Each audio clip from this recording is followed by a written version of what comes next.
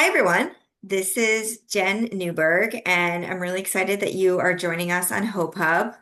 As you probably know already, Hope Hub is an online platform that allows widows to connect with each other and have conversations with people going through similar transitions as you are. It's also a place where you can join support groups, learn from experts and professionals in the field who help widows, like our guest today.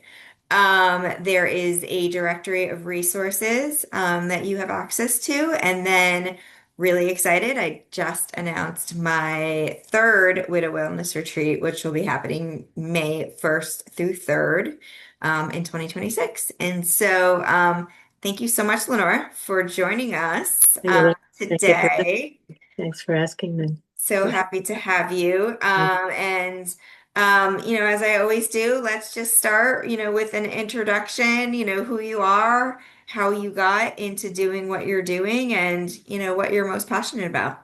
Yeah, thanks a lot, Jen.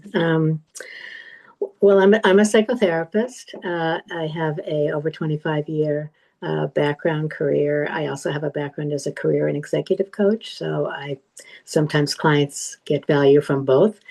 But the therapy end of it, what I do, Jen, is I blend a psychodynamic therapy with compassion focused therapy, which I'm going to talk about more today, cognitive behavioral therapy, CBT is what people usually call it, mindfulness, and an awareness of family systems. And usually this is for people that are people that tend to come to me often are women, not only, but often women who are overextended, overwhelmed, sometimes overextended professionals. Um, they have stress, anxiety, depression. They may have a current or past trauma that they're dealing with, may or may not be a loss, relationship challenges or issues. So these practices that I use help people gain greater understanding of themselves and have greater resources. And the way that I got into it, well, I graduated social work school a while back, and I think the social worker never goes away. I always laugh that I only went to school to get a degree for what I was always doing in my family. So, Oh, yeah. you are who you are, no matter where you are. I think, as I told you, you bring your whole self in to work. So, Yeah, um, I absolutely. just have a natural obviously desire to be helpful to people. And before I even came across compassion focused therapy, which was about a year or so ago, it was always been a mainstay of how I worked, even as a coach. I've always tried to help people develop self compassion. And some people scratch their head and go, well, what's that? I would not. I've had a client say to me recently, I have no idea how to do that. So obviously, she's been learning and using it very effectively.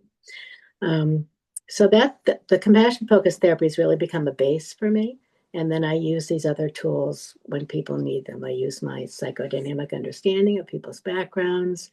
I may use cognitive behavioral therapy for people with panic attacks or anxiety or OCD. But in and of themselves, I believe the compassion focused therapy goes a layer deeper than that. So obviously, you want to help someone who's panicked be able to manage that.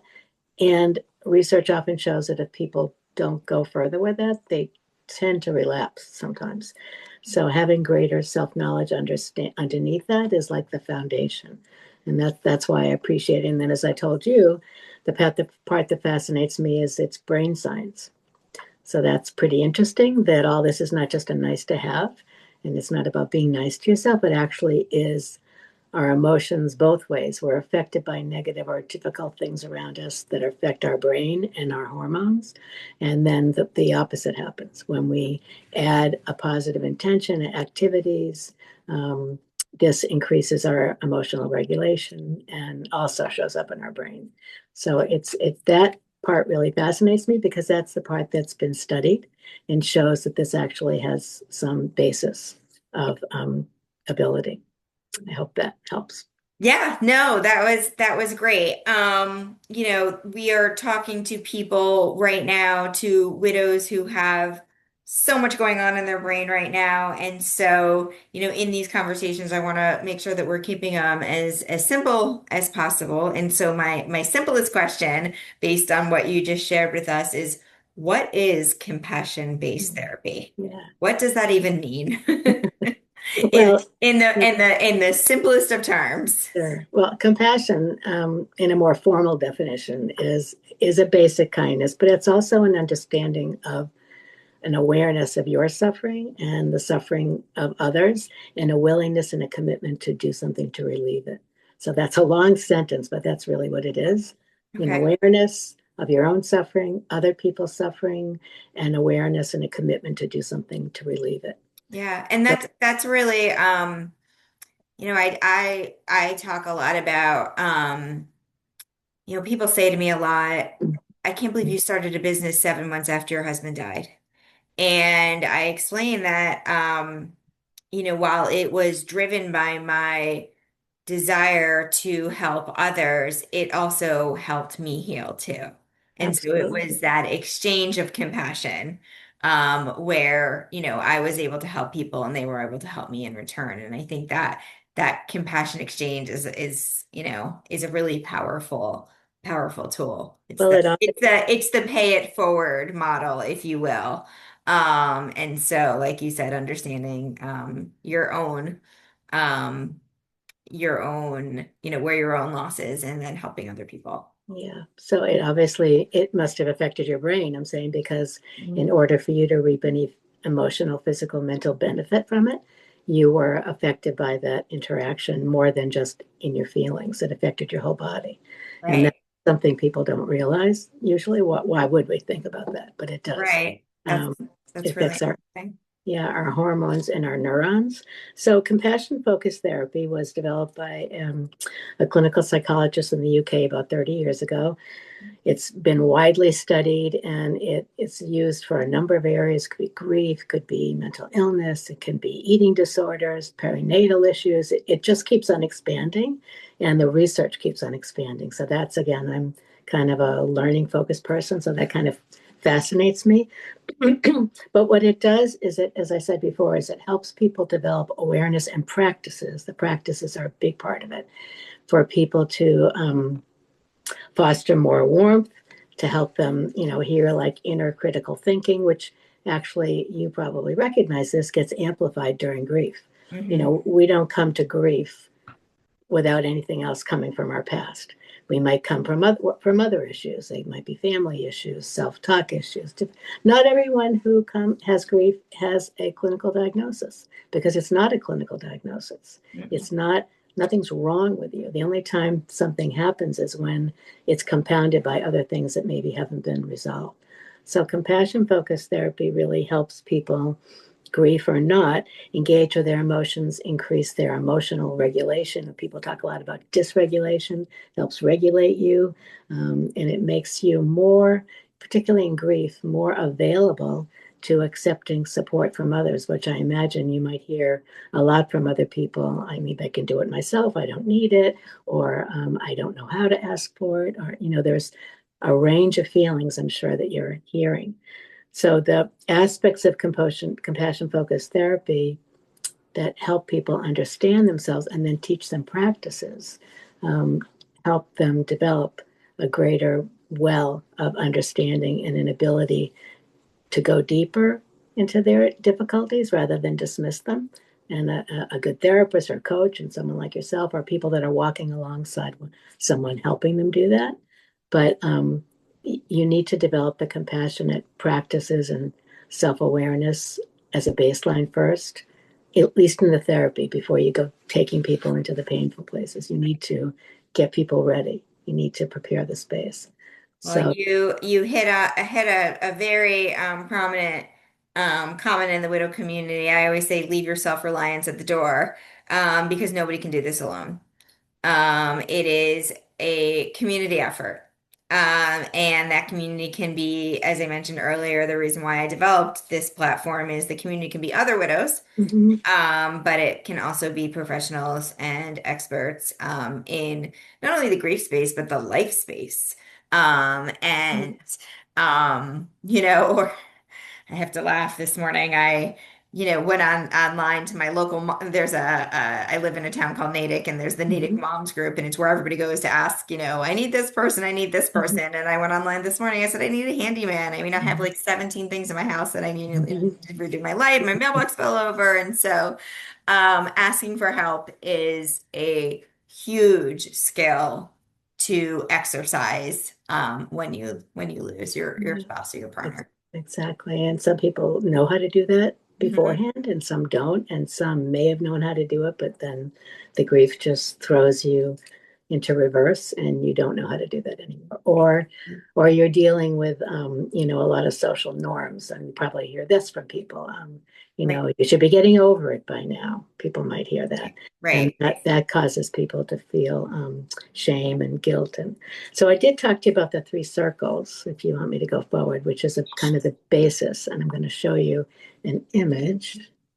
The three circles are the three emotional systems of CFT. Sorry.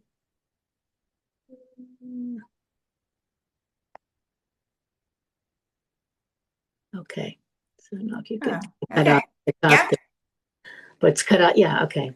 There's three systems, the drive system, the soothing system, and the threat system. So I'll start with the drive system. In a healthy situation, that's when people are thriving, then they're looking for resources. They might be going after, food resources, jobs, competing. It's an activating system where people are, using their skills, and it has a focus and an incentive, and it's often resource focused. Every situation can have a downside. So the downside or the difficulty of the drive system when it's out of balance, because the goal is for us to balance these, but as I said before, to be more aware so you know which one is out of balance and what to do about it. Um, the downside or the difficulty of that is it can create addictive behaviors or compulsion behaviors because it's that drive, Mm, to get things done. And if you're not paying attention to the soothing system or even ignoring feelings of anger or angst, you may throw yourself into your work. A lot of people that do that. So that's when the drive system might be in quote overdrive, if you can put it. right, right, right. Yeah. Yeah. Yeah. And the hormone for that one that's activated is dopamine. Again, I think it's really fascinating for people to realize is we're not just talking about feelings here. We're talking about how it affects your brain. Hmm. And I don't get too technical, but your sympathetic and your parasympathetic system in your brain. So Right. um, those all get activated. I'm going to go to the threat system next, which is the red circle, and that's about protection and safety seeking. So when you walk across the street and you look both ways, you want to do that because that's protecting you. You have a lion that's running out of the forest, you're going to run. That's protection. So Right. that there are all good reasons to have the threat system and to seek safety. And it can be activating, but it also can be inhibiting for people. It's what you've often heard people say, the fight or flight response. Hmm. So that's where that comes in. And feelings that go with that are often anger or disgust or anxiety or avoidance. As I said before, that social norm that you're doing something wrong, why you haven't gotten over this yet, that would bring up feelings of guilt or shame. They would live in the threat system. So you can actually also imagine if the drive system was overacting and the threat system was overacting, they would be compounding each other. You'd be activated to keep on moving, and you might be running away from things, or you might be avoiding them. Avoiding could be using an addiction. The hormone that's affected there, Jen, is cortisol, which you probably know is the stress hormone. Hmm. That's the one where science says we tend to gain weight when we have a lot of stress hormone or cortisol that's overactive. So these are just other ways that our body and mind connect. The third system, the soothing system, is where we go to feel content or safe or soothed, which is certainly what you're trying to provide. You're providing a soothing system to your community by acknowledging that this is a place for them to feel not judged, open-ended, everything is possible. It's a place to be calmed and relaxed. And as you can imagine, this system in particular is essential for people that are grieving. I mean, if you don't have this system activated, you're not going to be able to address these other feelings. You're not going to be taking care of yourself as well. whether it be physically, mentally, emotionally, and you're not going to allow yourself to get the support that you need. So the soothing system opens the door to make it available for you to get support from yourself and or to ask for it from others. Oxytocin is the hormone that's activated there. So our parasympathetic nervous system is the one where we have the soothing system, and that gets fed by activities like kindness, awareness, and the practices that I'm going to tell you about. Shall I go into what the Yeah, practices are? let's talk about what the practices are because we can know as much about this as, can fill our brain with it, but unless we're actually Yeah. doing it, then then I imagine it won't work for us.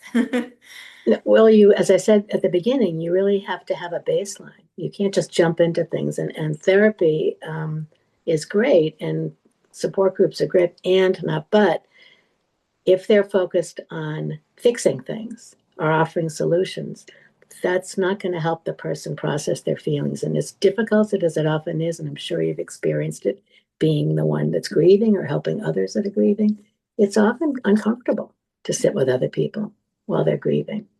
It might tap into our own grief, which may or not be resolved. So being able to go to that place where those feelings are and not feel like you have to hide them, avoid them, feel shamed or guilty about them is impacted by developing these compassionate practices, which gives you more inner support. So the practices are actually might even sound rather simple, but they're very powerful because grief is a type of trauma, and it's affected by our brain, as I said, and any one of these systems could affect it. Shall I keep this up or shall I take it? I was just going to suggest that we take it down so it can just be you and I Yep, having a conversation. yep. Okay. Yeah, we're back. I forget that you can't. I know, it's okay. So I think I might have done some of them with you, but one of them is deep breathing. So it's called soothing rhythm breathing. And it's really the baseline. Again, just like when you're exercising, you don't go into the gym and start lifting up weights. You get yourself ready, especially if you haven't been exercising for a year, let's say. You're not going to put your muscles at risk like that. You're going to lay the ground. I can't say that enough. You have to lay the ground for this safety to take place. So soothing rhythm breathing is diaphragmatic breathing, if you know what that is. If you put your hand on your diaphragm, Okay. a lot of people breathe from here Hmm. during the day. And if you are breathing from here, you're not getting enough oxygen to the brain. Okay. And if you don't get enough oxygen to the brain, you can't think properly. You Okay. actually can't do your job or get anything done. And when people are nervous and stressed, they don't stop to think about it. But if you ask them, I say, where are you breathing from? They're probably breathing from here. Okay. So obviously they're not getting all the air. So if you put your hand on your diaphragm and I ask you to breathe in, do you feel it expand? Hmm. Like a balloon, really. And then if I ask you to breathe out, you could do it through your nose or your mouth. Do you notice deflating? Right. Right. So soothing rhythm breathing is you reach a rhythm. So I might say, let's breathe into 4. 1, 2, 3, 4. Let's hold for 4. And then we'll breathe out to 6. I did that fast for you. But if I was working with a client, and I teach them, we do this together in sessions virtually because I work with people virtually. And it works. And people use it during the week between sessions. A client had a mammogram this week, and every year she gets freaked out about having her mammogram because she comes from a family of breast cancer. She Hmm. said, this week my compassionate practice has just kicked in. I didn't even have to think about it. I Okay. just sat there and I started breathing and I started having more of a conversation with myself. And she said the difference was incredibly different, made a huge difference. Is that sometimes called square breathing? Is that another term for that? Have you heard that? I have heard that, and actually heard clients say that they use square breathing, but Yeah. it's not another term for it, but it is another way of looking at it. And Yeah. it's just another way of taking in enough oxygen. And I sometimes see people just taking a little bit. So therefore, if you take Yep. a little bit, you don't have much to put out. And that's why I put the hand on the diaphragm as a guide. Hmm. Because if it's not getting bigger, then you're not taking in enough. Right. So different counts. I use 4, 4, 6. People use, my clients tend to settle on another one. The whole goal is to develop your own soothing rhythm, just as Yeah, like, at my widow retreat last summer, we had somebody there that taught us all square breathing, and I use it all the time. And I actually have a 16-year-old daughter, and I she uses it as well. And it's really amazing how it does work. so for people that are watching or that will be watching and don't know what that is, what happens to you after you, when do you use it and what happens to you after you use it? I usually use it when I'm overwhelmed, or like you just pointed out, when I'm nervous about something in preparation for something, or sometimes I write a lot, and sometimes I'm writing and I'm just really overwhelmed. I need to take a step back. Mhm. And so yeah, I think when the emotional system, when your emotions are heightened in any way, or you're feeling that stress or that overwhelm, being able to bring yourself down and calm yourself down with the breathing So what do you notice invaluable. happens after you use it? Um, there's just a calming sensation that almost washes over your body. Yeah. And And it brings you back down to um to kind of a more normal, right, a more steady right. way of thinking. You can think clearly. You Mhm. can operate more effectively. Right. You're more in touch with yourself, obviously. And all that happened at the brain level. When you were Yeah. nervous, your neurons were racking up. Everything, the way you talk to yourself affects the neurons in your brain.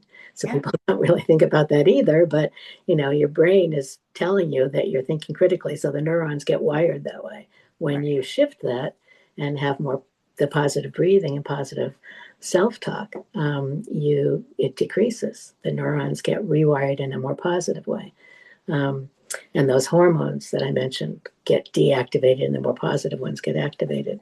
So the deep breathing is one of them. I'm glad you have experience with that. Another one is learning to talk to yourself and experience yourself in a positive way. So one of them is I teach my clients to put a friendly smile on their face. And people often think this is ridiculous. Some people get embarrassed. So I say, well, I'll close my eyes if you want me to, Right. So people aren't used to treating themselves kindly externally as well as internally. So if you see someone in the street and they have a scowl, you're going to be reacted by that. If Mhm. you see someone that has a smile, you're probably going to smile back, Mhm. and that's what happens internally. If we just put a gentle smile on our face when we're breathing, it also invites a more friendly attitude towards yourself. Again, we're building compassion. Right. Yeah. And another is our voice tone. So, getting people to be aware of their voice tone. Mhm. I teach people to think of a friend that just walked in the door that you want to see. How would your face look and what might you say? Would you say, "Hi, Jen"? Or would you say, "Hi, Jen"? Or "Hi, Jen"? Right. All those examples affect your brain. Right. And And even though it's a they're little almost like building blocks. And I imagine the more you build on it, the more compassion exactly, starts. because your brain, I can't say that enough, your brain gets affected and it kind of feeds your whole system. So I teach people to talk more compassionately to themselves. And then I'll say, well, they may be telling me something they did, uh, like they might tell me that they did something to help themselves this week. And I say, well, tell me the actual tone that you used in your voice when you said it. Yeah. And someone might say, get over this. Did you get that done now? Now, they might have told me that they did something to help themselves. But if I hadn't asked them what the tone was, I wouldn't have Right. known that that was a negative Right. activating tone, Right. a Right. threat tone. So that's another thing that people realize. Another is compassionate imagery. Mhm. This is one people like developing a safe space. I Mhm. have a client that loves the beach. So whenever That's she's mine. having difficulties, she has this whole place that she imagines. I have a meadow, was one of mine, with poppies in the field. And you can go to that space anytime and you can draw it out just like you draw a picture, however you want. It might have ocean sounds, it might have smells, and what the air might be. You embody that and then you have that available to yourself, just like you did with the square breathing whenever you need it or want it. Yeah. So that's compassionate imagery of a safe place. You can also imagine a compassionate person. So I might say, think of a compassionate person that you know, Mhm. and what are some of their attributes? Yeah. You might say kind, you might say patient. Articulating those really helps us to then begin to acknowledge what they are. Eventually, I'll teach people to So be that. let me see if Yeah. I got this. So we have the breathing, Yep. we have the tone of voice, And the we face. have the face, well, Mhm. breathing, then the face, the tone of voice, the vision of that calming place. We have the Mhm. place, and then we have the Mhm. person. Yeah. And so, I think if anybody, if the takeaway from this conversation is, the fact that there is such thing as compassionate therapy, and that, as you said, a lot, and it affects the brain and the hormones that are being produced, and then we can learn these practices that we can do on a regular basis. It will really help. And, especially as widows, there's so much information coming at us all the time. Mhm. And when the information stops, it tends to, I call it the emotional roller coaster. And it's like, you're having all this information thrown at you, and then you're like down at a low part where you can't really have a hard time functioning sometimes, and then you're back up again, and then there's the joy, and then the depression and the sadness. And so through all of the roller coaster, I Mhm. think if we can remember these five practices, we can help to kind of keep it at a more even Yeah. level. And you can So add them. You can add meditation. You can make it whatever you want it to look like. You may already be doing some of these things. yep, But I like to keep it simple, Lenore. yeah. Yes, the So main thing is the intention and the motivation, Jim. Those are the exactly. two things that matter the most. Awareness, intention, and motivation. Exactly. Did Well, that, thank you is that so helpful? much. Yeah, you're welcome. Yeah, this was incredible helpful. It's Yeah. really interesting, I think, to learn about the different types of therapy, because there are Hmm. a lot of people out there that say therapy doesn't work for me. Hmm. And I think sometimes exploring that there are specific types of therapy that you can try, and some Hmm. may work for you and some may not, and that's okay. Yeah. And finding the right one. And so it was why I originally had wanted you to come on, because I think this compassion based therapy is a really interesting an interesting mode of therapy. Yeah, And I so agree. And it's definitely caught my attention. If people want to learn more about it, they can reach yeah, out to me. Um, I have a Psychology Today profile. I don't know if this is in your resources. it Um, is. I'm redeveloping my website, so it'll be on there as well. But I'd be happy to answer any questions for Yeah, anyone. absolutely. Well, thank you so much. Thanks. And this video is available in the resource library, which is probably where you are right now watching it. And again, my mission, my life mission, my work mission is really to offer resources for widows who are going through grief in a variety of aspects of their life, in addition to providing connection for them with each other. So again, thank you so much for being on and Thanks, helping the Jen. people within this community. Yeah, I appreciate you asking me. Good luck. Yeah, thank you.